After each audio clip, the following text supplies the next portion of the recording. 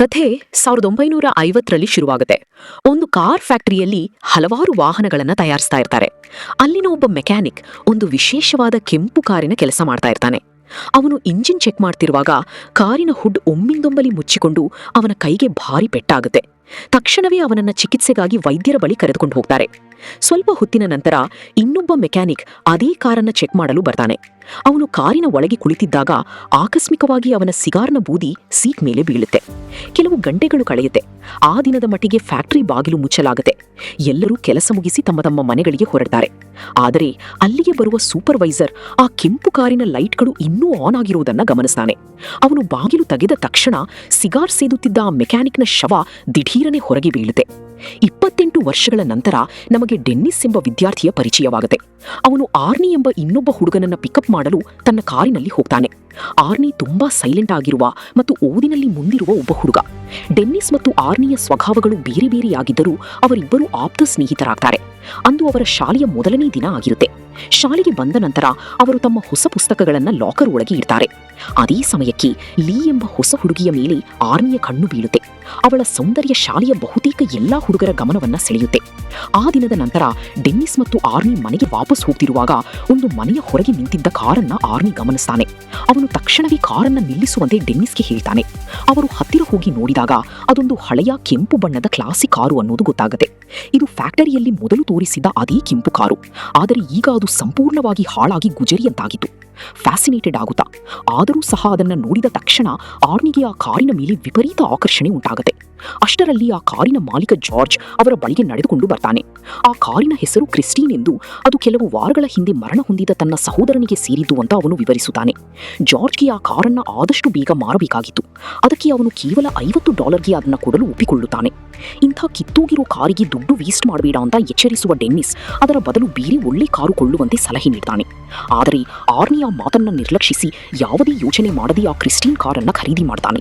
ಅಂದು ಸಂಜೆ ಅವನು ಮನೆಗೆ ಹಿಂತಿರುಗಿದಾಗ ಕಾರು ಖರೀದಿಸಿದ ವಿಷಯವನ್ನ ತನ್ನ ಪೋಷಕರಿಗೆ ಹೇಳ್ತಾನೆ. ಅವನ ತಾಯಿಗೆ ತುಂಬಾ ಕೋಪ ಬರುತ್ತೆ ಮತ್ತು ಈ ನಿರ್ಧಾರಕ್ಕಾಗಿ ಅವನಿಗೆ ಬೈಯುತ್ತಾರೆ. ಆದರೂ ಆರ್ನಿ ತಲೆ ಕೆಡಿಸ್ಕೊಳ್ಳೋದಿಲ್ಲ, ಯಾಕಂದ್ರೆ ಅವನು ತನ್ನ ಸ್ವಂತ ಉಳಿತಾಯದ ಹಣದಿಂದ ಅದನ್ನ ಖರೀದಿಸಿದ್ದನು. ಆ ಕಾರನ್ನ ತಮ್ಮ ಮನೆಯಲ್ಲಿ ಇಟ್ಟುಕೊಳ್ಳಲು ಅವನ ತಾಯಿ ಖಡಾಖಂಡಿತವಾಗಿ ನಿರಾಕರಿಸುತ್ತಾರೆ. ಇದರಿಂದಾಗಿ ಆರ್ನಿ ಮತ್ತು ಡೆನಿಸ್ ಕ್ರಿಸ್ಟೀನ್ ಕಾರನ್ನ ಒಂದು ಗ್ಯಾರೇಜ್ಗೆ ತೆಗೆದುಕೊಂಡು ಹೋಗ್ತಾರೆ. ಅಲ್ಲಿ ಅವರಿಗೆ ಆ ಗ್ಯಾರೇಜ್ ಮಾಲೀಕ ವಿಲ್ ಸಿಗುತ್ತಾನೆ. ಅವನು ತುಂಬಾ ಒರಟು ಮತ್ತು ಸಿಡುಕು ಸ್ವಭಾವದ ವಯಸ್ಸಾದ ವ್ಯಕ್ತಿ. ಅವನ ಸ್ವಭಾವ ಹಂಗಿದ್ರೂ ಆರ್ನಿಗೆ ಆ ಕಾರನ್ನ ಅಲ್ಲಿಯೇ ಇಡಲು ವಿಲ್ ಅನುಮತಿ ನೀಡ್ತಾನೆ. ವಾಪಸ್ ಬರುವಾಗ ಇಂಥ ಕೆಟ್ಟ ಕಾರನ್ನ ಯಾಕೆ ಕೊಂಡುಕೊಂಡಿ ಅಂತ ಡೆನಿಸ್ ಆರ್ನಿಯನ್ನ ಕೇಳ್ತಾನೆ. ಅದಕ್ಕೆ ಆರ್ನಿ, ನಾನು ಕ್ರಿಸ್ಟೀನ್ನ ಆಯ್ಕೆ ಮಾಡಿಲ್ಲ, ಬದಲಾಗಿ ಕ್ರಿಸ್ಟೀನ್ ನನ್ನನ್ನ ಆಯ್ಕೆ ಮಾಡಿದ್ದಾಳೆ ಅಂತ ಉತ್ತರಿಸುತ್ತಾನೆ. ಮರುದಿನ ಲಂಚ್ ಬ್ರೇಕ್ ಸಮಯದಲ್ಲಿ ಡೆನಿಸ್ ಆರ್ನಿಗಾಗಿ ಕಾಯುತ್ತಿರುತ್ತಾನೆ. ತುಂಬಾ ಹೊತ್ತಾದರೂ ಆರ್ನಿ ಬರದೇ ಇದ್ದಾಗ ಡೆನಿಸ್ ಅವನನ್ನ ಹುಡುಕಿಕೊಂಡು ಹೋಗ್ತಾನೆ. ಅಲ್ಲಿ ಬಡ್ಡಿ ಎಂಬ ರೌಡಿ ಹುಡುಗ ಆರ್ನಿಗೆ ಕಾಟ ಕೊಡ್ತಾ ಇರೋದನ್ನ ಅವನು ನೋಡ್ತಾನೆ.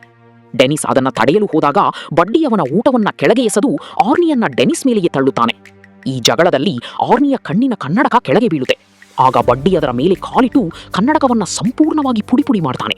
ಅವನು ಆರ್ನಿಯ ಪರಿಸ್ಥಿತಿ ನೋಡಿ ನಗ್ತಾನೆ ಮತ್ತು ಎಲ್ಲರೆದುರೂ ಅವನನ್ನ ಅವಮಾನಿಸುತ್ತಾನೆ. ಇದೇ ಸರಿಯಾದ ಸಮಯ ಅಂತ ಕಾಯುತ್ತಿದ್ದ ಡೆನಿಸ್ ಒಮ್ಮಿಂದೊಮ್ಮೆಲೆ ಬಡ್ಡಿ ಮೇಲೆ ಎರಗುತ್ತಾನೆ. ಅದೇ ಕ್ಷಣಕ್ಕೆ ಬಡ್ಡಿಯ ಗ್ಯಾಂಗ್ ಅಲ್ಲಿಗೆ ನುಗ್ಗಿ ಡೆನಿಸ್ಗೆ ಮನಸೋಇಚ್ಛೆ ಹೊಡೆಯುತ್ತಾರೆ. ಸ್ವಲ್ಪ ಹೊತ್ತಿನಲ್ಲೇ ಒಬ್ಬ ಟೀಚರ್ ಬಂದು ಆ ಜಗಳವನ್ನ ಬಿಡಿಸ್ತಾರೆ. ಬಡ್ಡಿ ತನಗೆ ಚಾಕು ತೋರಿಸಿ ಬೆದರಿಸಿದ್ದ ಅಂತ ಆರ್ನಿ ಟೀಚರ್ಗೆ ಹೇಳ್ತಾನೆ. ಟೀಚರ್ ಬಡ್ಡಿಗೆ ತನ್ನ ಜೇಬು ಖಾಲಿ ಮಾಡಲು ಹೇಳಿದಾಗ ಅದೇ ಚಾಕು ಅಲ್ಲಿ ಸಿಕ್ಕಿ ಬೀಳುತ್ತೆ. ಇದರ ಪರಿಣಾಮವಾಗಿ ಬಡ್ಡಿ ಮತ್ತು ಅವನ ಸ್ನೇಹಿತರನ್ನ ಪ್ರಿನ್ಸಿಪಾಲ್ ರೂಮ್ಗೆ ಕಳುಹಿಸಲಾಗುತ್ತೆ. ಆ ನಂತರ ಬಡ್ಡಿಯನ್ನ ಶಾಲೆಯಿಂದಲೇ ಅಮಾನತು ಮಾಡಲಾಗುತ್ತೆ. ಕೆಲವು ವಾರಗಳು ಕಳೆಯುತ್ತೆ. ಆರ್ನಿ ತನ್ನ ಬಹುತೇಕ ಸಮಯವನ್ನ ಕಾರು ರಿಪೇರಿ ಮಾಡೋದರಲ್ಲೇ ಕಳೆಯುತ್ತಿರುತ್ತಾನೆ. ಕೊನೆಗೆ ಗ್ಯಾರೇಜ್ ಮಾಲೀಕ ಆರ್ನಿಯನ್ನ ಕೆಲಸಕ್ಕೆ ಸೇರಿಸಿಕೊಳ್ಳುತ್ತಾನೆ ಮತ್ತು ಕ್ರಿಸ್ಟೀನ್ಗೆ ಬೇಕಾದ ಸ್ಪೇರ್ ಪಾರ್ಟ್ಸ್ ತಂದುಕೊಡುವ ಭರವಸೆ ನೀಡ್ತಾನೆ. ಆರ್ನಿ ಖುಷಿಯಿಂದ ಆ ಕೆಲಸವನ್ನ ಒಪ್ಪಿಕೊಂಡು ವಾಹನಗಳನ್ನು ರಿಪೇರಿ ಮಾಡೋದರಲ್ಲಿ ಸಂಪೂರ್ಣವಾಗಿ ಮುಳುಗಿ ಹೋಗ್ತಾನೆ. ಪ್ರತಿದಿನ ಕ್ರಿಸ್ಟೀನ್ ಕಾರಿನ ಕೆಲಸ ಮಾಡ್ತಾ ಅವನು ಆ ಕಾರಿಗೆ ಭಾವನಾತ್ಮಕವಾಗಿ ತುಂಬಾನೇ ಹತ್ತಿರ ಆಗ್ತಾನೆ. ಬಹಳ ದಿನಗಳಿಂದ ಅವರಿಬ್ಬರು ಒಟ್ಟಿಗೆ ಸಮಯ ಕಳೆಯದ ಕಾರಣ ಒಂದು ದಿನ ಸಂಜೆ ಡೆನಿಸ್ ಆರ್ನಿಯನ್ನ ಭೇಟಿಯಾಗಲು ಹೋಗ್ತಾನೆ. ಆರ್ನಿ ಎಷ್ಟೊಂದು ಬದಲಾಗಿದ್ದಾನೆ ಅಂತ ನೋಡಿ ಡೆನಿಸ್ಗೆ ನಿಜಕ್ಕೂ ಶಾಕ್ ಆಗುತ್ತೆ. ಆರ್ನಿ ಈಗ ಸ್ಟೈಲಿಶ್ ಬಟ್ಟೆಗಳನ್ನ ಧರಿಸ್ತಿದ್ದಾನೆ. ಅವನಿಗೆ ಕನ್ನಡಕದ ಅವಶ್ಯಕತೆಯೂ ಇರಲಿಲ್ಲ ಮತ್ತು ವಿಚಿತ್ರವಾದ ಆತ್ಮವಿಶ್ವಾಸ ಹಾಗೂ ಆಕ್ರಮಣಕಾರಿ ಸ್ವಭಾವದಿಂದ ವರ್ತಿಸ್ತಿದ್ದನು. ಅವನು ಡೆನ್ನಿಸ್ ಜೊತೆ ಸರಿಯಾಗಿ ಮಾತನಾಡದೆ ಗ್ಯಾರೇಜ್ ಒಳಗೆ ತನ್ನ ಕೆಲಸಕ್ಕೆ ವಾಪಸ್ ಹೋಗ್ತಾನೆ. ಆಮೇಲೆ ಆರ್ನಿ ಮತ್ತೆ ಹೊರಗೆ ಹೋಗದಂತೆ ಅವನ ತಾಯಿ ತಡೆಯಲು ಪ್ರಯತ್ನಿಸ್ತಾರೆ. ಆದ್ರೆ ಆರ್ನಿ ಅವರ ಮಾತನ್ನ ಕಡೆಗಣಿಸಿ ಅಲ್ಲಿಂದ ಹೊರಟು ಹೋಗ್ತಾನೆ. ಆಗ ಅವನ ತಾಯಿ ಡೆನ್ನಿಸ್ ಬಳಿ ಬಂದು ತನಗೆ ಆರ್ನಿ ಮತ್ತು ಕ್ರಿಸ್ಟೀನ್ ಕಾರಿನ ಬಗ್ಗೆ ತುಂಬಾ ಆತಂಕವಿದೆ ಅಂತ ಹೇಳ್ತಾರೆ. ಆ ಕಾರಿನ ಹಿಂದಿನ ಮಾಲೀಕ ಅದೇ ಕಾರಿನೊಳಗೆ ಉಸಿರುಗಟ್ಟಿ ಸತ್ತಿದ್ದ ಅಂತ ತನಗೆ ಗೊತ್ತಾಗಿದೆ ಎಂದು ಅವರು ವಿವರಿಸುತ್ತಾರೆ. ಇದನ್ನ ಕೇಳಿದ ಡೆನ್ನಿಸ್ ಜಾರ್ಜ್ನನ್ನ ಭೇಟಿಯಾಗಲು ನಿರ್ಧರಿಸುತ್ತಾನೆ. ಜಾರ್ಜ್ ತನ್ನ ಸಹೋದರ ಮತ್ತು ಕ್ರಿಸ್ಟೀನ್ ಕಾರಿನ ಬಗ್ಗೆ ಒಂದು ಭಯಾನಕ ಕಥೆಯನ್ನ ಹೇಳ್ತಾನೆ. ಆ ಕಾರನ್ನ ಖರೀದಿಸಿದ ಮೇಲೆ ತನ್ನ ಸಹೋದರ ಸಂಪೂರ್ಣವಾಗಿ ಅದರ ಹುಚ್ಚಿಗೆ ಬಿದ್ದಿದ್ದ ಅಂತ ಅವನು ವಿವರಿಸುತ್ತಾನೆ. ಕೊನೆಗೆ ಅವನ ಹೆಂಡತಿ ಮತ್ತು ಮಗಳು ಇಬ್ಬರೂ ಅದೇ ಕಾರಿನಲ್ಲಿ ತಮ್ಮ ಪ್ರಾಣ ಕಳೆದುಕೊಂಡಿದ್ದರು. ಅವನ ಸಹೋದರನ ಸಾವಿನ ನಂತರ ಆ ಕ್ರಿಸ್ಟೀನ್ ಕಾರು ಹೀಗೋ ಆ ಗ್ಯಾರೇಜ್ನಲ್ಲಿ ಅನಾಥವಾಗಿ ಬಿದ್ದಿತ್ತು. ಆಮೇಲೆ ಜಾರ್ಜ್ ಡೆನ್ನಿಸ್ಗಾಗಿ ಆ ಕಾರಿನ ಬಾಗಿಲು ತೆಗೆಯಲು ಪ್ರಯತ್ನಿಸುತ್ತಾನೆ. ಆದರೆ ಅವನು ಹ್ಯಾಂಡಲ್ ಮುಟ್ಟಿದ ತಕ್ಷಣ ಕಾರಿನ ರೇಡಿಯೋ ತಾನಾಗಿಯೇ ಆನ್ ಆಗುತ್ತೆ. ಈ ವಿಚಿತ್ರ ಘಟನೆಯಿಂದ ಭಯಗೊಂಡ ಡೆನ್ನಿಸ್ ತಕ್ಷಣವೇ ಅಲ್ಲಿಂದ ಓಡಿ ಹೋಗ್ತಾನೆ. ಮರುದಿನ ಬೆಳಿಗ್ಗೆ ಡೆನ್ನಿಸ್ ಫುಟ್ಬಾಲ್ ಮ್ಯಾಚ್ಗಾಗಿ ಶಾಲೆಯ ಸ್ಟೇಡಿಯಂಗೆ ಬರ್ತಾನೆ. ತನ್ನ ತಂಡಕ್ಕಾಗಿ ಒಂದು ಮುಖ್ಯವಾದ ಗೋಲ್ ಬಾರಿಸುವತ್ತ ಅವನ ಗಮನ ಕೇಂದ್ರೀಕೃತವಾಗಿರುತ್ತೆ.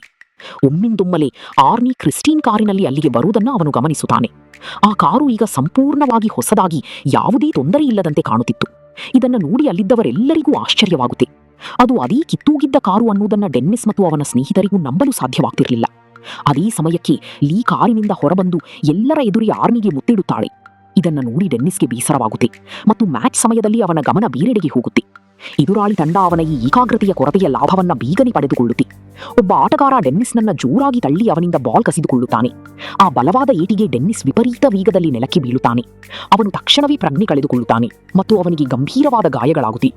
ಕೆಲವು ದಿನಗಳ ನಂತರ ಡೆನ್ನಿಸ್ ಆಸ್ಪತ್ರೆಯ ಕೋಣೆಯಲ್ಲಿ ಎಚ್ಚರಗೊಳ್ಳುತ್ತಾನೆ. ಅವನ ಕಾಲು ಮತ್ತು ಕುತ್ತಿಗೆಗೆ ಭಾರೀ ಪ್ಲಾಸ್ಟರ್ ಹಾಕಲಾಗಿತ್ತು. ಆ ಸಮಯದಲ್ಲಿ ಆರ್ನಿ ಅವನನ್ನ ನೋಡಲು ಅಲ್ಲಿಗೆ ಬರ್ತಾನೆ. ತನ್ನ ಸ್ನೇಹಿತ ದಿನದಿಂದ ದಿನಕ್ಕೆ ಇನ್ನಷ್ಟು ಬದಲಾಗುತ್ತಿದ್ದಾನೆ ಅನ್ನೋದು ಡೆನ್ನಿಸ್ಗೆ ಅರಿವಾಗುತ್ತೆ. ಕೇವಲ 1 ತಿಂಗಳ ಹಿಂದೆಯಷ್ಟೇ ಆರ್ನಿ ತುಂಬಾ ನಾಚಿಕೆ ಸ್ವಭಾವದ, ಸೈಲೆಂಟ್ ಆದ ಮತ್ತು ತನ್ನ ಕುಟುಂಬದ ಮಾತು ಕೇಳುವ ಹುಡುಗನಾಗಿದ್ದನು. ಆದ್ರೆ ಈಗ ಅವನು ಸಂಪೂರ್ಣವಾಗಿ ಬೇರೆಯೇ ವ್ಯಕ್ತಿಯಂತೆ ಕಾಣುತ್ತಿದ್ದನು. ಸ್ವಲ್ಪ ಹೊತ್ತು ಮಾತನಾಡಿದ ನಂತರ ಆರ್ನಿ ಬೇಗನೆ ಬಾಯಿ ಹೇಳಿ ಆಸ್ಪತ್ರೆಯಿಂದ ಹೊರಡುತ್ತಾನೆ. ಅಂದು ಸಂಜೆಯೇ ಅವನು ಲೀ ಜೊತೆ ಸಿನಿಮಾ ನೋಡಲು ಹೋಗ್ತಾನೆ. ಆಮೇಲೆ ಅವರಿಬ್ಬರು ಕ್ರಿಸ್ಟೀನ್ ಕಾರಿನೊಳಗೆ ಕುಳಿತು ಕಿಸ್ ಮಾಡಲು ಶುರು ಮಾಡ್ತಾರೆ. ಆ ಕ್ಷಣ ಇನ್ನಷ್ಟು ರೊಮ್ಯಾಂಟಿಕ್ ಆಗುತ್ತಿರುವಾಗಲೇ ಲೀ ದಿಢೀರನೆ ಕಾರಿನಿಂದ ಹೊರಬರ್ತಾಳೆ. ಆರ್ನಿ ಅವಳ ಹಿಂದೆ ಹೋಗಿ ಏನಾಯ್ತು ಅಂತ ಕೇಳ್ತಾನೆ. ನೀನು ನನಗಿಂತ ಆ ಕಾರನ್ನೇ ಹೆಚ್ಚು ಪ್ರೀತಿಸ್ತಾ ಇದೀಯಾ ಅಂತ ಲೀ ಅವನಿಗೆ ಹೇಳ್ತಾಳೆ. ಅವಳ ಮಾತುಗಳು ಆರ್ನಿಗೆ ಗೊಂದಲ ಉಂಟು ಮಾಡುತ್ತೆ. ಆದರೂ ಕೊನೆಗೆ ಅವನು ಅವಳನ್ನ ಒಪ್ಪಿಸಿ ಮತ್ತೆ ಕ್ರಿಸ್ಟೀನ್ ಒಳಗೆ ಕೂರಿಸ್ತಾನೆ. ಸರಿಯಾಗಿ ಅದೇ ಹೊತ್ತಿಗೆ ಕಾರಿನ ಮುಂಭಾಗದ ಗಾಜು ತಾನಾಗಿಯೇ ಬಿರುಕು ಬಿಡುತ್ತೆ. ಆ ಡ್ಯಾಮೇಜ್ ಚೆಕ್ ಮಾಡಲು ಆರ್ನಿ ತಕ್ಷಣ ಕಾರಿನಿಂದ ಹೊರಬರ್ತಾನೆ. ಈ ಕಡೆ ಲೀ ಕಾರಿನೊಳಗೆ ಏನಾದರೂ ತಿನ್ನಲು ಸಿಗುತ್ತಾ ಅಂತ ಹುಡುಕುತ್ತಿರುತ್ತಾಳೆ. ಇದ್ದಕ್ಕಿದ್ದಂತೆ ಯಾರೂ ಮುಟ್ಟದೇನೆ ಕಾರಿನ ರೇಡಿಯೋ ತಾನಾಗಿಯೇ ಆನ್ ಆಗುತ್ತೆ. ಅದೇ ಕ್ಷಣಕ್ಕೆ ಡ್ಯಾಶ್ಬೋರ್ಡ್ನಿಂದ ಇದ್ದಕ್ಕಿದ್ದಂತೆ ಪ್ರಕಾಶಮಾನವಾದ ಬೆಳಕು ಮಿನುಗುತ್ತದೆ.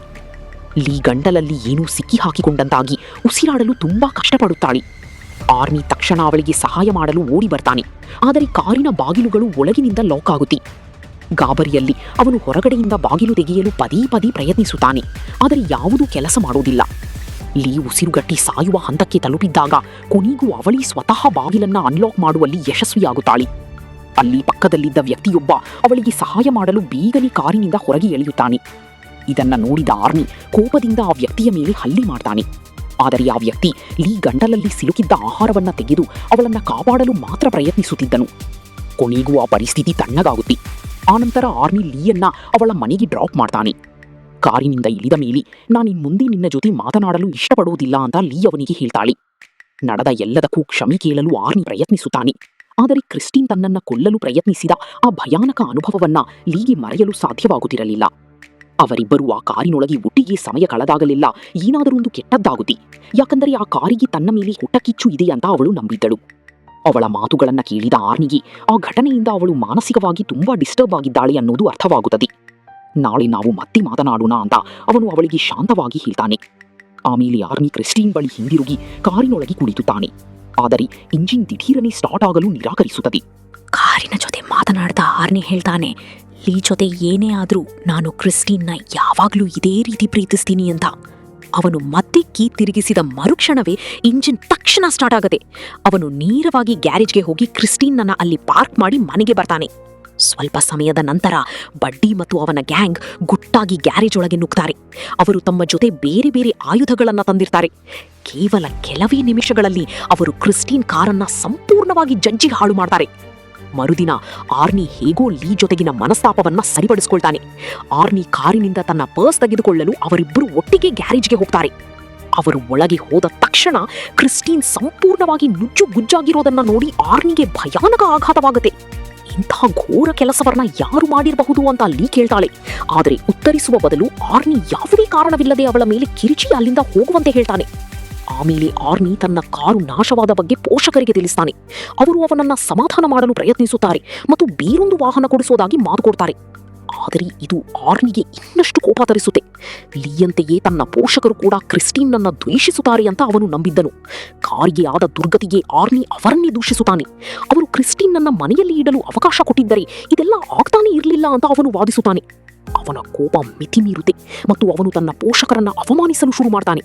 ಆಮೇಲೆ ಅವನು ಕೋಪದಿಂದ ತನ್ನ ರೂಮ್ ಕಡೆಗೆ ಹೆಜ್ಜೆ ಹಾಕ್ತಾನೆ. ಅವನ ತಂದೆ ಅವನನ್ನ ತಡೆದು ನಿನ್ನ ತಾಯಿಯ ಬಳಿ ಕ್ಷಮೆ ಕೇಳು ಅಂತ ಆದೇಶಿಸ್ತಾರೆ. ಅದರ ಬದಲಿಗೆ ಆರ್ನಿ ಅವರನ್ನು ಕೂಡ ಅವಮಾನಿಸಲು ಮುಂದುವರಿಸುತ್ತಾನೆ.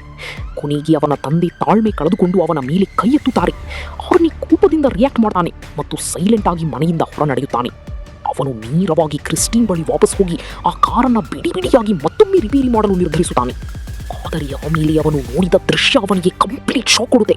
ಅವನ ಕಣ್ಣೆದುರಲ್ಲಿ ಜೀವವಿರುವವರ ಹಾಗೆ ಕ್ರಿಸ್ಟೀನ್ ತನ್ನಷ್ಟಕ್ಕೆ ತಾನೇ ರಿಪೇರಿಯಾಗಲು ಶುರುವಾಗುತ್ತೆ. ಆರ್ನಿ ಅದನ್ನೇ ಆಶ್ಚರ್ಯ ಮತ್ತು ಉತ್ಸಾಹದಿಂದ ನೋಡ್ತಾ ನಿಲ್ಲುತ್ತಾನೆ. ಇದು ಯಾವೆಲ್ಲ ಕೆಲಸಗಳನ್ನ ಮಾಡಬಲ್ಲದು ಅಂತ ಯೋಚಿಸುತ್ತಾ ಅವನು ಕಾರಿನ ಜೊತೆ ಮಾತನಾಡ್ತಾನೆ.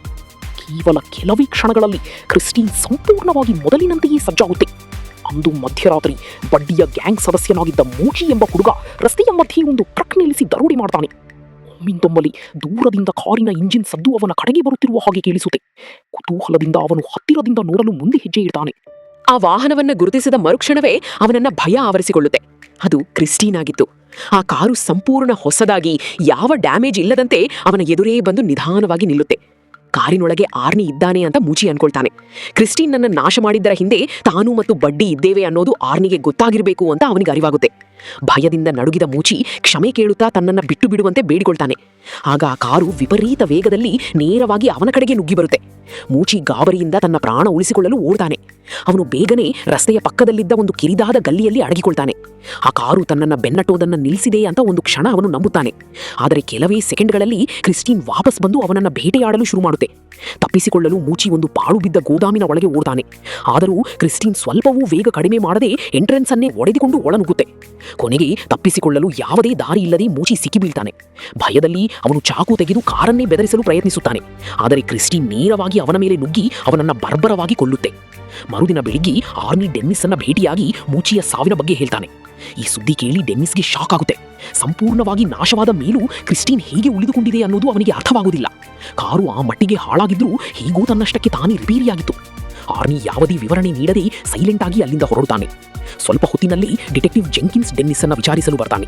ತಾನು ಕ್ರಿಸ್ಟೀನ್ ಮೇಲಿನ ದಾಳಿಯ ಜೊತೆಗೆ ಮೂಚಿಯ ಕೊಲೆ ಕೇಸನ್ನ ಕೂಡ ತನಿಖೆ ಮಾಡ್ತಿದ್ದೀನಿ ಅಂತ ಡಿಟೆಕ್ಟಿವ್ ವಿವರಿಸುತ್ತಾನೆ. ಮೂಚಿಯ ಸಾವಿನ ಬಗ್ಗೆ ತನಗೆ ಏನೂ ಗೊತ್ತಿಲ್ಲ ಅಂತ ಡೆನ್ನಿಸ್ ಹೇಳ್ತಾನೆ.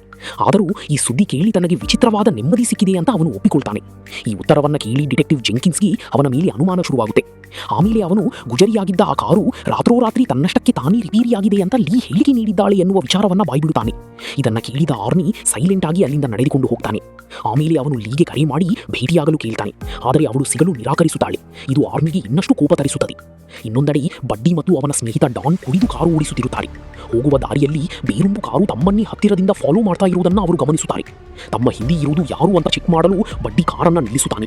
ಆದರೆ ಆ ಕಾರಿನ ಪ್ರಕಾಶಮಾನವಾದ ಹೆಡ್ಲೈಟ್ಗಳಿಂದಾಗಿ ಅವನಿಗೆ ಡ್ರೈವರ್ ಯಾರು ಅಂತ ಸ್ಪಷ್ಟವಾಗಿ ಕಾಣಿಸುವುದಿಲ್ಲ. ಆಮೇಲೆ ಅವನು ತನ್ನ ವಾಹನವನ್ನ ರಿವರ್ಸ್ ತೆಗೆದುಕೊಳ್ತಾನೆ. ಆ ನಿಗೂಢ ಕಾರು ಕೂಡ ರಿವರ್ಸ್ ಹೋಗಲು ಶುರುವಾಗುತ್ತೆ. ಸ್ವಲ್ಪ ಹೊತ್ತಿನಲ್ಲೇ ತಮ್ಮನ್ನ ಚೇಸ್ ಮಾಡ್ತಿರೋ ಕಾರು ಕ್ರಿಸ್ಟೀನ್ ಅನ್ನೋದು ಅವರಿಗೆ ಅರಿವಾಗುತ್ತೆ. ಕೋಪದಿಂದ ಉರಿದು ಹೋದ ಬಡ್ಡಿ ಕಾರನ್ನ ವೇಗವಾಗಿ ಓಡಿಸಿಕೊಂಡು ಹೋಗಿ ತನ್ನ ಸ್ನೇಹಿತ ರಿಚಿ ಕೆಲಸ ಮಾಡುತ್ತಿದ್ದ ಗ್ಯಾಸ್ ಸ್ಟೇಷನ್ ಬಳಿ ನಿಲ್ಲಿಸುತ್ತಾನೆ. ಅವನು ಕಾರಿನಿಂದ ಇಳಿದು ಒಂದು ಕಬ್ಬಿಣದ ರಾಡ್ ತೆಗೆದುಕೊಂಡು ಡ್ರೈವರ್ನನ್ನ ಎದುರಿಸಲು ಸಿದ್ಧನಾಗುತ್ತಾನೆ. ಕ್ರಿಸ್ಟೀನ್ ಒಳಗೆ ಇರುವ ವ್ಯಕ್ತಿಗೆ ಸರಿಯಾಗಿ ಬುದ್ಧಿ ಕಲಿಸಲೇಬೇಕು ಅಂತ ಬಡ್ಡಿ ತೀರ್ಮಾನಿಸಿರುತ್ತಾನೆ. ಆದರೆ ಅವನು ರಿಯಾಕ್ಟ್ ಮಾಡುವ ಮುನ್ನವೇ ಕ್ರಿಸ್ಟೀನ್ ದಿಢೀರನೆ ಫುಲ್ ಸ್ಪೀಡ್ನಲ್ಲಿ ನುಗ್ಗಿ ಬಂದು ಬಡ್ಡಿಯ ಕಾರಿಗೆ ಗುದ್ದುತ್ತೆ. ಆ ಡಿಕ್ಕಿಯಿಂದ ಅವನ ವಾಹನಕ್ಕೆ ಭಾರಿ ಡ್ಯಾಮೇಜ್ ಆಗುತ್ತೆ. ಕಾರನ್ನ ಆರ್ನಿಯೇ ಓಡಿಸುತ್ತಿದ್ದಾನೆ ಅಂತ ನಂಬಿದ ಬಡ್ಡಿ ಹೊರಗೆ ಬರುವಂತೆ ಅವನ ಮೇಲೆ ಕೂಗಾಡುತ್ತಾನೆ. ಬದಲಾಗಿ ಕ್ರಿಸ್ಟೀನ್ ಇನ್ನಷ್ಟು ಜೋರಾಗಿ ಆ ಕಾರಿಗೆ ಮತ್ತೊಮ್ಮೆ ಗುದ್ದುತ್ತೆ. ಆ ಬಲವಾದ ಏಟಿಗೆ ಬಡ್ಡಿಯ ವಾಹನ ನೇರವಾಗಿ ವರ್ಕ್ಶಾಪ್ ಏರಿಯಾದ ಒಳಗೆ ನುಗ್ಗುತ್ತೆ. ಅದೇ ಸಮಯಕ್ಕೆ ಬಡ್ಡಿಯ ಕಾರಿನಿಂದ ಪೆಟ್ರೋಲ್ ಸೋರಲು ಶುರುವಾಗುತ್ತೆ. ಕೆಲವೇ ಸೆಕೆಂಡ್ಗಳಲ್ಲಿ ಆ ಪೆಟ್ರೋಲ್ಗೆ ಬೆಂಕಿ ಹೊತ್ತಿಕೊಳ್ಳುತ್ತೆ. ಕ್ಷಣ ಮಾತ್ರದಲ್ಲಿ ಇಡೀ ಗ್ಯಾರೇಜ್ ತುಂಬಾ ಒಂದು ದೊಡ್ಡ ಸ್ಫೋಟ ಸಂಭವಿಸುತ್ತೆ. ರಿಚಿ ಕೂಡ ಆ ಬೆಂಕಿಯಲ್ಲಿ ಸಿಲುಕಿ ಸಜೀವ ದಹನವಾಗ್ತಾನೆ. ಈ ಅನಾಹುತವನ್ನ ನೋಡಿ ಬಡ್ಡಿ ಹೇಗಾದರೂ ಮಾಡಿ ತಪ್ಪಿಸಿಕೊಳ್ಳಲು ಪ್ರಯತ್ನಿಸುತ್ತಾನೆ.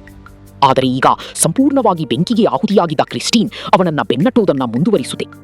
ಕೊನೆಗೆ ಆ ಉರಿಯುತ್ತಿರುವ ಕಾರು ಬಡ್ಡಿಯನ್ನ ಹಿಡಿದು ಅವನನ್ನು ಕೂಡ ಜಜ್ಜಿ ಹಾಕುತ್ತೆ. ಆ ದಾಳಿಯಲ್ಲಿ ಅವನ ದೇಹ ಸಂಪೂರ್ಣವಾಗಿ ಛಿದ್ರವಾಗುತ್ತೆ. ಸ್ವಲ್ಪ ಸಮಯದ ನಂತರ ವಿಲ್ಗೆ ಗ್ಯಾರೇಜ್ ಒಳಗೆ ಕಾರೊಂದು ಬರುತ್ತಿರುವ ಸದ್ದು ಕೇಳಿಸುತ್ತೆ. ಅವನು ಹೊರಗೆ ನೋಡಿದಾಗ ಹೊಗೆ ಮತ್ತು ಬೆಂಕಿಯಿಂದ ಸುಟ್ಟು ಹೋಗಿದ್ದ ಕ್ರಿಸ್ಟೀನ್ ಕಾರು ಕಾಣಿಸುತ್ತೆ. ಆರ್ನಿ ಬೇರೊಂದು ವಾಹನವನ್ನ ರಿಪೇರಿ ಮಾಡಲು ಬೇರೆ ಕಡೆ ಹೋಗಿದ್ದರಿಂದ ವಿಲ್ಗೆ ಇದು ಶಾಕ್ ಆಗುತ್ತೆ. ವಿಲ್ ತನ್ನ ಗನ್ ತೆಗೆದುಕೊಂಡು ಕಾರಿನೊಳಗೆ ಯಾರಿದ್ದಾರೆ ಅಂತ ನೋಡಲು ಕ್ರಿಸ್ಟೀನ್ ಕಡೆಗೆ ಹೋಗ್ತಾನೆ. ಅವನು ಬಾಗಿಲು ತೆಗೆಯಲು ಪ್ರಯತ್ನಿಸುತ್ತಾನೆ. ಆದರೆ ಕಾರಿನ ಮೇಲ್ಮೈ ವಿಪರೀತ ಬಿಸಿಯಾಗಿರುತ್ತೆ. ಕೈ ಸುಡದಿರಲಿ ಅಂತ ಒಂದು ಬಟ್ಟೆ ಬಳಸಿ ಕೊನೆಗೂ ಅವನು ಬಾಗಿಲನ್ನ ಎಳೆದು ತೆಗೆಯುವಲ್ಲಿ ಯಶಸ್ವಿಯಾಗ್ತಾನೆ. ಅವನಿಗೆ ಶಾಕ್ ಆಗುವಂತೆ ಆ ಕಾರಿನೊಳಗೆ ಯಾರೂ ಇರುವುದಿಲ್ಲ. ಗೊಂದಲಗೊಂಡ ವಿಲ್ ನಿಧಾನವಾಗಿ ತಾನೇ ಕ್ರಿಸ್ಟೀನ್ ಕಾರಿನೊಳಗೆ ಹತ್ತುತ್ತಾನೆ. ಆದರೆ ಅವನ ಈ ನಿರ್ಧಾರ ಅವನ ಪ್ರಾಣವನ್ನೇ ಬಲಿ ತೆಗೆದುಕೊಳ್ಳುತ್ತೆ. ಯಾಕಂದ್ರೆ ಕ್ರಿಸ್ಟೀನ್ ಯಾವುದೇ ಸಾಕ್ಷಿಯನ್ನ ಬದುಕಿರಿಸಲು ಸಿದ್ಧನಾಗುತ್ತಿರಲಿಲ್ಲ. ಇದ್ದಕ್ಕಿದ್ದಂತೆ ಬಾಗಿಲುಗಳು ಒಳಗಿನಿಂದ ಲಾಕ್ ಆಗುತ್ತೆ. ಆಮೇಲೆ ಕ್ರಿಸ್ಟೀನ್ ವಿಲ್ನ ತಲೆಯನ್ನ ಡ್ಯಾಶ್ಬೋರ್ಡ್ಗೆ ಭೀಕರವಾಗಿ ಜಜ್ಜಿ ಅವನನ್ನ ಕೊಲೆ ಮಾಡುತ್ತೆ. ಮರುದಿನ ಬೆಳಿಗ್ಗೆ ಆರ್ನಿ ಗ್ಯಾರೇಜ್ಗೆ ಬಂದಾಗ ಹೊರಗಡೆ ಹಲವಾರು ಪೊಲೀಸ್ ಕಾರುಗಳನ್ನ ಗಮನಿಸುತ್ತಾನೆ. ಅಲ್ಲಿ ಅವನು ಡಿಟೆಕ್ಟಿವ್ ಜೆಂಕಿನ್ಸ್ನನ್ನ ಭೇಟಿಯಾಗ್ತಾನೆ ಮತ್ತು ಗ್ಯಾರೇಜ್ ಒಳಗೆ ವಿಲ್ನ ಶವ ಸಿಕ್ಕಿರುವ ವಿಷಯ ಅವನಿಗೆ ತಿಳಿಯುತ್ತೆ. ಈ ಘಟನೆ ಹೇಗೆ ನಡೀತು ಅಂತ ತನಗೆ ಗೊತ್ತಿಲ್ಲ ಅಂತ ಆರ್ನಿ ಹೇಳ್ತಾನೆ. ಆದರೂ ಇದರ ಹಿಂದೆ ಕ್ರಿಸ್ಟೀನ್ ಕೈವಾಡ ಇದೆ ಅಂತ ಅವನ ಮನಸ್ಸಿಗೆ ಅನಿಸಿರುತ್ತೆ. ಯಾಕಂದ್ರೆ ಆ ಕಾರು ಮತ್ತೊಮ್ಮೆ ಪರ್ಫೆಕ್ಟ್ ಆಗಿ ರಿಪೇರಿಯಾಗಿ ಹೊಳೆಯುತ್ತಾ ನಿಂತಿರುತ್ತೆ. ಡೆನಿಸ್ ಆಸ್ಪತ್ರೆಯಿಂದ ಮನೆಗೆ ಹಿಂದಿರುಗಿದ ಮೇಲೆ ಲೀ ಅವನಿಗೆ ಕಾಲ್ ಮಾಡಿ ಭೇಟಿಯಾಗಲು ಕೇಳ್ತಾಳೆ. ಅವರ ಮಾತುಕತೆಯ ನಡುವೆ ಕ್ರಿಸ್ಟೀನ್ ಆರ್ನಿಯನ್ನ ಸಂಪೂರ್ಣವಾಗಿ ತನ್ನ ಕಂಟ್ರೋಲ್ಗೆ ತೆಗೆದುಕೊಂಡಿದೆ ಅಂತ ತಾನು ನಂಬಿರೋದಾಗಿ ಲೀ ಒಪ್ಪಿಕೊಳ್ತಾಳೆ. ಆ ಕಾರಿನ ಮೇಲಿನ ಅತಿಯಾದ ಹುಚ್ಚಿನಿಂದಾಗಿಯೇ ಆರ್ನಿ ಈ ರೀತಿ ವಿಚಿತ್ರವಾಗಿ ವರ್ತಿಸುತ್ತಿದ್ದಾನೆ ಅಂತ ಅವಳು ವಿವರಿಸ್ತಾಳೆ. ಆರ್ನಿ ತನ್ನಷ್ಟಕ್ಕೆ ತಾನೇ ಸಾಮಾನ್ಯ ಸ್ಥಿತಿಯಲ್ಲಿ ಇಂಥ ಘೋರ ಕೃತ್ಯಗಳನ್ನ ಖಂಡಿತ ಮಾಡ್ತಿರ್ಲಿಲ್ಲ ಅಂತ ಡೆನಿಸ್ ಕೂಡ ಒಪ್ಪಿಕೊಳ್ತಾನೆ. ಆದರೆ ಕ್ರಿಸ್ಟೀನ್ ನಿಜವಾಗಿಯೂ ಅವನನ್ನ ಕಂಟ್ರೋಲ್ ಮಾಡ್ತಿದ್ರಿ ಆ ಕಾರನ್ನ ತಕ್ಷಣವೇ ನಾಶ ಮಾಡಬೇಕು. ಅಂದು ರಾತ್ರಿ ಲೀ ತನ್ನ ಮನೆಗೆ ಹಿಂದಿರುಗುತ್ತಾಳೆ. ಸ್ವಲ್ಪ ಸಮಯದ ನಂತರ ಆರ್ನಿ ದಿಢೀರನೆ ಕ್ರಿಸ್ಟೀನ್ ಕಾರಿನಲ್ಲಿ ಅಲ್ಲಿಗೆ ಬರ್ತಾನೆ. ಅವನು ಡೆನಿಸ್ಗೆ ತನ್ನ ಜೊತೆ ಡ್ರೈವ್ಗೆ ಬರುವಂತೆ ಕರೆಯುತ್ತಾನೆ. ಡೆನಿಸ್ ಕಾರನ್ನ ಹತ್ತುತ್ತಾನೆ. ಆದರೆ ಆರ್ನಿ ಮತ್ತೊಮ್ಮೆ ವಿಚಿತ್ರವಾಗಿ ಆಡ್ತಿದ್ದಾನೆ ಅನ್ನೋದನ್ನ ಅವನು ಬೇಗನೆ ಗಮನಿಸ್ತಾನೆ. ಯಾವುದೇ ಮುನ್ಸೂಚನೆ ಇಲ್ಲದೆ ಆರ್ನಿ ಕಾರನ್ನ ಅತ್ಯಂತ ಅಪಾಯಕಾರಿ ವೇಗದಲ್ಲಿ ಓಡಿಸಲು ಶುರು ಮಾಡ್ತಾನೆ. ಆಮೇಲೆ ಅವನು ಸ್ಟೀರಿಂಗ್ ವೀಲ್ ಮೇಲಿಂದ ತನ್ನ ಎರಡೂ ಕೈಗಳನ್ನ ಸಂಪೂರ್ಣವಾಗಿ ತೆಗೆದು ಬಿಡುತ್ತಾನೆ. ಇದನ್ನ ನೋಡಿ ಭಯಭೀತನಾದ ಡೆನಿಸ್ ಕ್ರಿಸ್ಟೀನ್ ಸಂಪೂರ್ಣವಾಗಿ ಔಟ್ ಆಫ್ ಕಂಟ್ರೋಲ್ ಆಗಿದೆ ಅಂತ ಕಿರುಚುತ್ತಾನೆ. ತನ್ನ ಮತ್ತು ಕ್ರಿಸ್ಟೀನ್ ಮಧ್ಯೆ ಯಾರೂ ಬರುವುದಕ್ಕೂ ಸಾಧ್ಯವಿಲ್ಲ ಅಂತ ಆರ್ನಿ ಶಾಂತವಾಗಿ ಉತ್ತರಿಸುತ್ತಾನೆ. ತಾನು ಕಾರನ್ನ ಸಂಪೂರ್ಣವಾಗಿ ನಂಬುವುದಾಗಿ ಅವನು ಹೇಳ್ತಾನೆ. ಅದನ್ನ ಸಾಬೀತುಪಡಿಸಲು ಆರ್ನಿ ದಿಢೀರನೆ ಫುಲ್ ಸ್ಪೀಡ್ನಲ್ಲಿ ಕಾರನ್ನ ಆಪೋಸಿಟ್ ಲೇನ್ಗೆ ನುಗ್ಗಿಸುತ್ತಾನೆ. ಎದುರಿನಿಂದ ಬರುತ್ತಿದ್ದ ವಾಹನಕ್ಕೆ ಡಿಕ್ಕಿ ಹೊಡೆಯುವುದರಿಂದ ಕಾರು ಸ್ವಲ್ಪದರಲ್ಲಿ ಪಾರಾಗುತ್ತೆ. ತನ್ನ ಸ್ನೇಹಿತ ನಿಧಾನವಾಗಿ ತನ್ನ ಮಾನಸಿಕ ಸ್ಥಿಮಿತವನ್ನ ಕಳೆದುಕೊಳ್ಳುತ್ತಿದ್ದಾನೆ ಅನ್ನೋದು ಡೆನಿಸ್ಗೆ ಅರಿವಾಗುತ್ತೆ. ಮರುದಿನ ಅಂದು ಸಂಜೆ ಗ್ಯಾರೇಜ್ನಲ್ಲಿ ತನ್ನನ್ನ ಭೇಟಿಯಾಗುವಂತ ಡೆನಿಸ್ ಕ್ರಿಸ್ಟೀನ್ ಕಾರಿನ ಹುಡ್ ಮೇಲೆ ಗೀಚಿ ಒಂದು ಮೆಸೇಜ್ ಬರೀತಾನೆ. ಆ ರಾತ್ರಿ ಡೆನಿಸ್ ಮತ್ತು ಲೀ ವರ್ಕ್ಶಾಪ್ ಒಳಗೆ ಅವನಿಗಾಗಿ ಕಾಯುತ್ತಿರುತ್ತಾರೆ. ಆರ್ನಿ ಬರದೇ ಇದ್ದಾಗ ಅವರು ಪಕ್ಕದಲ್ಲಿ ನಿಲ್ಲಿಸಿದ್ದ ಬುಲ್ಡೋಸರ್ ಹತ್ತಿ ಅದನ್ನ ಗ್ಯಾರೇಜ್ ಒಳಗೆ ತರ್ತಾರೆ. ಆರ್ನಿ ಬಂದ ತಕ್ಷಣ ಲೀ ಆಫೀಸ್ ಒಳಗೆ ಇದ್ದುಕೊಂಡು ಗೇಟ್ ಮುಚ್ಚಬೇಕು ಅಂತ ಅವರು ಪ್ಲಾನ್ ಮಾಡ್ತಾರೆ. ಅದೇ ಸಮಯಕ್ಕೆ ಡೆನಿಸ್ ಬುಲ್ಡೋಸರ್ ಬಳಸಿ ಕ್ರಿಸ್ಟೀನ್ ಕಾರನ್ನ ನಾಶ ಮಾಡುವ ಉದ್ದೇಶ ಹೊಂದಿದ್ದನು. ಪ್ಲಾನ್ ಮಾಡಿದಂತೆಯೇ ಲೀ ಆಫೀಸ್ ಒಳಗೆ ಹೋಗುತ್ತಾಳೆ. ಆದರೆ ಗ್ಯಾರೇಜ್ ಒಳಗಿದ್ದ ಗುಜರಿ ವಸ್ತುಗಳ ಮಧ್ಯೆ ಕ್ರಿಸ್ಟೀನ್ ಗುಟ್ಟಾಗಿ ಅಡಗಿಕೊಂಡಿದೆ ಅನ್ನೋದು ಅವರಿಬ್ಬರಿಗೂ ತಿಳಿದಿರಲಿಲ್ಲ. ಕತ್ತಲಿನಲ್ಲಿ ದಿಢೀರನೆ ಆ ಕಾರಿನ ಹೆಡ್ಲೈಟ್ಗಳು ಆನ್ ಆಗುತ್ತೆ. ಆಮೇಲೆ ಕ್ರಿಸ್ಟೀನ್ ಮುಂದಕ್ಕೆ ನುಗ್ಗಿ ಲೀಯನ್ನ ಜಜ್ಜಲು ಪ್ರಯತ್ನಿಸುತ್ತೆ. ಮೇಲಿಂದ ನೇತಾಡ್ತಿದ್ದ ಟೈರ್ ಒಂದನ್ನ ಹಿಡಿದುಕೊಂಡು ಲೀ ಕಷ್ಟಪಟ್ಟು ತನ್ನ ಪ್ರಾಣ ಉಳಿಸಿಕೊಳ್ತಾಳೆ. ಆದರೆ ಕ್ರಿಸ್ಟೀನ್ ಅಲ್ಲಿಗೆ ನಿಲ್ಲದೆ ಮತ್ತೊಮ್ಮೆ ಅವಳ ಮೇಲೆ ಅಟ್ಯಾಕ್ ಮಾಡಲು ಸಿದ್ಧವಾಗುತ್ತೆ. ಡೆನ್ನಿಸ್ ಬೇಗನೆ ಎಕ್ಸ್ಕವೇಟರ್ ಅನ್ನ ಕ್ರಿಸ್ಟೀನ್ ಎದುರು ತಂದು ನಿಲ್ಲಿಸ್ತಾನೆ. ಆಗ ಕ್ರಿಸ್ಟೀನ್ ವರ್ಕ್ಶಾಪ್ನ ಮತ್ತೊಂದು ಕಡೆಗೆ ಹೋಗುತ್ತೆ. ಆ ಕಡೆ ಡೆನ್ನಿಸ್ ಎಕ್ಸ್ಕವೇಟರ್ ಅನ್ನ ಆಪೋಸಿಟ್ ಡೈರೆಕ್ಷನ್ ಅಲ್ಲಿ ಓಡಿಸ್ತಾನೆ.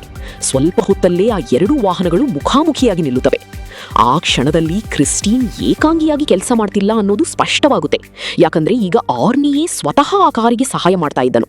ಅವನು ಸಂಪೂರ್ಣವಾಗಿ ಕ್ರಿಸ್ಟೀನ್ನ ಕಂಟ್ರೋಲ್ಗೆ ಸಿಲುಕಿದ್ದನು. ಇದ್ದಕ್ಕಿದ್ದಂತೆ ಕ್ರಿಸ್ಟೀನ್ನ ಹೆಡ್ಲೈಟ್ಗಳು ಪ್ರಕಾಶಮಾನವಾಗಿ ಬೆಳಗುತ್ತೆ. ಕೇವಲ ಸೆಕೆಂಡ್ಗಳಲ್ಲಿ ಡ್ಯಾಮೇಜ್ ಆಗಿದ್ದ ಆ ಕಾರು ಮತ್ತೊಮ್ಮೆ ತನ್ನಷ್ಟಕ್ಕೆ ತಾನೇ ರಿಪೇರಿಯಾಗಲು ಶುರುವಾಗುತ್ತೆ. ಅದೇ ಸಮಯಕ್ಕೆ ಎಕ್ಸ್ಕವೇಟರ್ ದಿಢೀರನೆ ಕೆಲಸ ಮಾಡೋದನ್ನು ನಿಲ್ಲಿಸುತ್ತೆ. ಡೆನ್ನಿಸ್ ತಕ್ಷಣವೇ ಆ ಮಷೀನ್ ಅನ್ನು ರೀಸ್ಟಾರ್ಟ್ ಮಾಡಲು ಪ್ರಯತ್ನಿಸುತ್ತಾನೆ. ಈ ಕಡೆ ಲೀಯನ್ನ ಕೊಲ್ಲಲೇಬೇಕು ಅಂತ ನಿರ್ಧರಿಸಿದ ಕ್ರಿಸ್ಟೀನ್ ಆಫೀಸ್ನ ಕಡೆಗೆ ನುಗ್ಗುತ್ತೆ.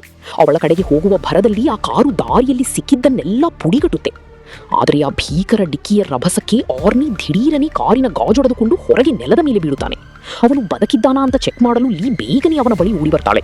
ಆದರೆ ಆರ್ನಿ ದಿಢೀರನೆ ಎದ್ದು ಕುಳಿತು ಅವಳನ್ನ ಹೆದರಿಸುತ್ತಾನೆ. ದುರಾದೃಷ್ಟವಶಾತ್ ಕಾರಿನ ಗಾಜಿನ ಒಂದು ದೊಡ್ಡ ಚೂರು ಅವನ ದೇಹವನ್ನ ಸೀಳಿತು. ತನ್ನ ಕೊನೆಯ ಕ್ಷಣಗಳಲ್ಲಿ ಆರ್ನಿ ಕ್ರಿಸ್ಟೀನ್ ಕಡೆಗೆ ಕೈಚಾಚಲು ಪ್ರಯತ್ನಿಸುತ್ತಾನೆ. ಆದರೂ ತಾನು ಅತಿಯಾಗಿ ಪ್ರೀತಿಸುತ್ತಿದ್ದ ಕಾರಿನ ಎದುರಲ್ಲೇ ಆ ಗಾಯಗಳಿಂದಾಗಿ ಅವನು ಶೀಘ್ರದಲ್ಲಿ ಪ್ರಾಣ ಬಿಡುತ್ತಾನೆ.